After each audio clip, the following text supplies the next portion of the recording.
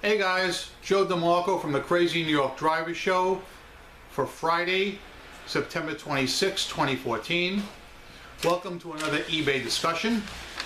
I hope it will prove fruitful to you guys.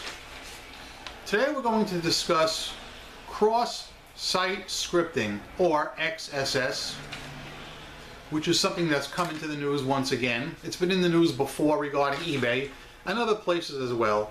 But before we get into that, let's do a rehash of last week's video and some other concerns you guys have. First of all, I want to tell you that although it's September, it is freezing. Literally, it's like 58 degrees. And that's why I'm wearing a sweatshirt inside, because it's cold out for this time of year. It's cloudy, it's cool, and it's cold. Last week, we talked about the PayPal 6-month return policy they're instituting come November. And as I suspected, every single one of you guys was against it, as was I. I can see no positive aspects from this policy. The problem is, if I understand it correctly, the reason why PayPal is doing this is because in the past, they gave 45 days for a person to open a case.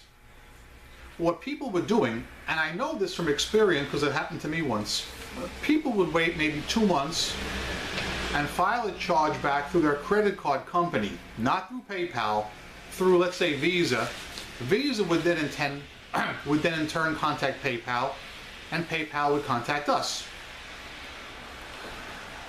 All we had to do was show the tracking was uploaded, and PayPal, which had already refunded the money to the person's credit card company, would then cover us under seller protection. It happened to me. Several months ago, a guy bought a cap from me, and he was a scammer. And I'll put that right out there, and I'll tell you why. He was a scammer. He bought the item, paid right away with PayPal, heard nothing from him. 2 months go by, and he files an unauthorized use of his credit card. Meanwhile, keep in mind, the person was using a guest account. He signed up specifically to get my item, bought my item, got my item, and at no point returned the item or contacted me to say, why did you send me this item? The item was received by the customer, and he kept it for 2 months, and then he filed unauthorized use. But seriously, guys, if somebody shipped you something to your house that you didn't order, wouldn't you contact the company? I mean, this was just so far out there, but in all respect to PayPal, they did cover me under seller protection. However, now with the new policy with the 6-month thing, that's going to be a problem where the sellers are going to get banged, and we are all going to get banged, and that's something we really need to protect ourselves against. Let's give you a little rehash on the global shipping program too, if I may. I've been in the global shipping program not quite 2 weeks. It'll be 2 weeks on Sunday. And so far I have made 5 sales, totaling approximately $415. The countries I shipped to were France, Germany, 2 to Australia, and 1 to Finland. The most interesting thing about everything I sold were these were all dead items that I have had listed on eBay in the United States here for quite a while, and nobody was buying. But less than 2 weeks after I go global, people snap them up. Again, it's only been 2 weeks, so it's really too early to crow or anything. Right now things seem good, but to be honest, with the global shipping program, you have to give it 2 or 3 months to make sure there are no problems with delivery or items not as described or anything like that. So far, so good. Let's see how it goes. Lately, eBay has been running a campaign, a commercial, trying to get people to sell their items on eBay. And specifically, one of the items is an iPhone. Yet, eBay is not making any commercials to get people to buy on eBay. And I think that's what we need, is people to buy our items. They should run commercials now. The holidays are coming up, and they should tout that seller protection. You know? I mean, let's face it. I'm sorry, I misspoke. The buyer protection. Wow, that was a bad one. Let's face it. eBay offers super buyer protection. So why don't they make commercials and promote that? Get people back to eBay, back to the site. That's what we need.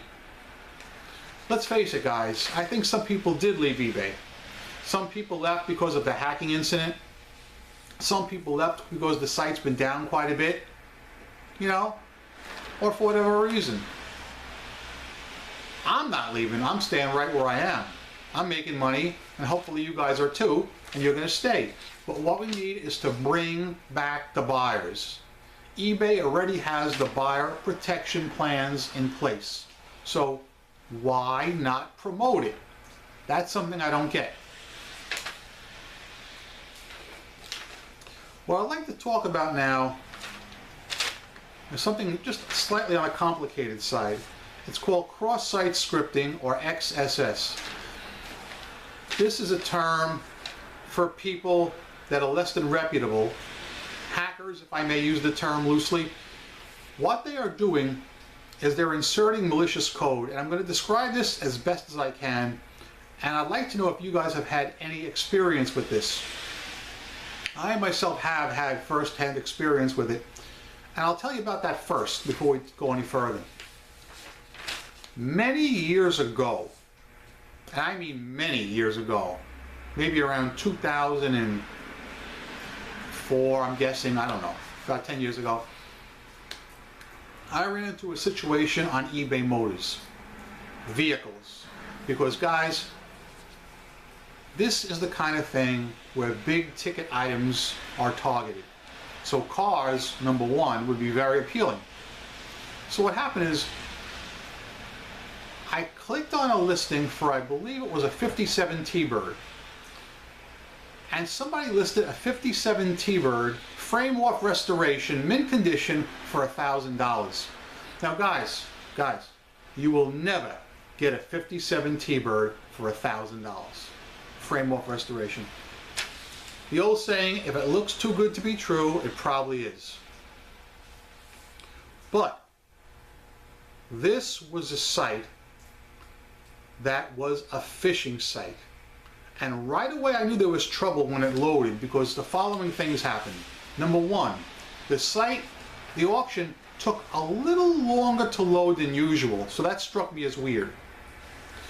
When the auction finally did load, there were two glaring problems with it, and they're very easy to spot. You don't have to have any computer knowledge to spot these two things. Number one, the person who had listed the car had in big bold letters, contact me before bidding. Now that is doing business on eBay, and it's not allowed. And he had an outside contact too. Second problem was the entire auction page was what I call live. I'm not sure if that's the correct terminology, but I'll explain what I mean right now. If you click on any eBay listing right now, you will see there are certain places where there are hyperlinks, like contact seller, or the person's feedback, or shipping information. If you hover your cursor over that, you will see it becomes live. You can click on it and get the information you want. However, if you withdraw your cursor, now I don't know if you heard that, but an eBay sale just went through. Let's stop and see what it was. Okay, time out for the mailman. So I'm looking at this auction, and the entire page was live, meaning no matter where you clicked on it, it would take you someplace. Whether you clicked on contact seller, or the person's feedback, or whatever, it would take you to one place and one place only, and that was a place off eBay that looked legitimate, so the guy could harvest your details and, you know, hurt you, get your money. But what I want to address now is how this relates to eBay 2014. In my opinion, this cross-site scripting is not a huge problem on eBay. However, it does happen. It does happen even today. It was in the news recently over in the United Kingdom, where they had uncovered some cases of it. What I think eBay needs to do, and I really mean this respectfully, all right?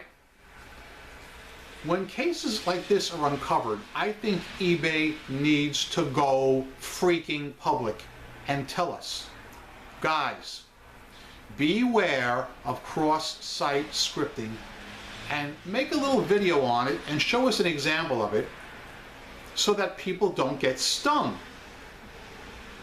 Right or wrong? I think they need to be more open about this kind of thing. Yes, it happens. It happens on other sites besides eBay too. I would like to see eBay become more proactive and upgrade their systems. And I'm not sure, I'm not a code slinger, I don't know what they have to do. Some of you guys might know more about this than me. Maybe you have some answers you can type below. I think they need to be more proactive before these things happen. All right? And then, of course, things do happen. When they happen, I think eBay needs to do a little bit more research and prosecute these bums. Don't sweep it under the rug. That's not helping anybody. They'll just come back and do it another way. We need them to be prosecuted. Okay? Don't worry about negative publicity, eBay. There won't be any. If you guys come clean and say, hey, we've uncovered a scam that's going on with, let's say, iPhones or with vehicles.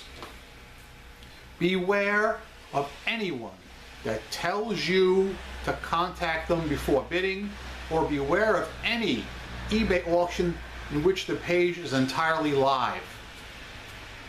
An educated consumer is your best friend. I would love to see eBay be more proactive in telling us what's going on. Don't sweep it under the rug. All right? Again, I'm not saying the sky is falling. I'm not saying this is a big problem. It's not. It's a small percentage. I think it used to be worse, but I think they've got a handle on it to some point. But however, it's still going on, and I would really love to see eBay address this. What's your opinion, guys? Have any of you guys ever landed on one of these auctions with cross-site scripting? If so, tell me your story below. I'd love to hear it. And any other comments you have on any of your eBay or PayPal issues. I am still getting people who do not read the auction before making a purchase. I'm not really having the problem with the quantity anymore. People haven't been contacting me saying, Joe, you sent me one hub, I thought I was getting 4. That has actually slowed down, knock wood. But people are not reading the listing. I just had one the other day. I mean, I'm not trying to be pessimistic, but there's got to be a limit to stupidity somewhere. I had this cap that I listed on eBay, and I described it perfectly, and I said it is silver, meaning color silver. There are a few, there are not many, but there are a few versions of this cap that are shiny chrome. They're not an original equipment cap, they're an aftermarket. So I specified, listen, this is a silver cap, it is not chrome. I do not stock the chrome one. In black and white. Do you know somebody bought my cap, got it, and called me up and said, I thought I was getting the chrome one? How could you not see it? I said to them, well, no problem. You send it back, but there's a 10% restocking fee. There's absolutely no excuse for that kind of thing. I mean, I'll be honest with you. More often than not, I do not charge the restocking fee, even though I have it listed in the listing. But anytime I get one of these people that absolutely does not read a real egregious case like this person, I will charge them 10%. Even though I still probably lost on the deal. you know, with the shipping and all.